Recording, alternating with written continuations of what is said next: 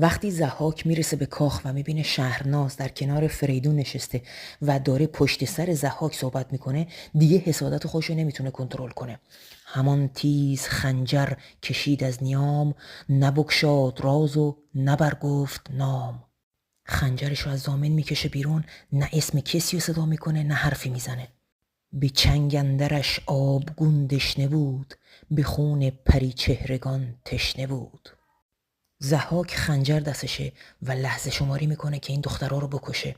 ز بالا چو پی بر زمین برنهاد، بیامد فریدون به کردار باد. به محض اینکه پاشو گذاشت زمین، فریدون رسید. بدان گرزه گاو سر دست برد، بزد بر سرش ترگ را کرد خورد. فریدون ضحاک رو میبینه، گرزه گاوسر رو ور میداره، چنان ضربه‌ای به سر ضحاک میزنه که کلاه خود ضحاک تو سرش خورد میشه.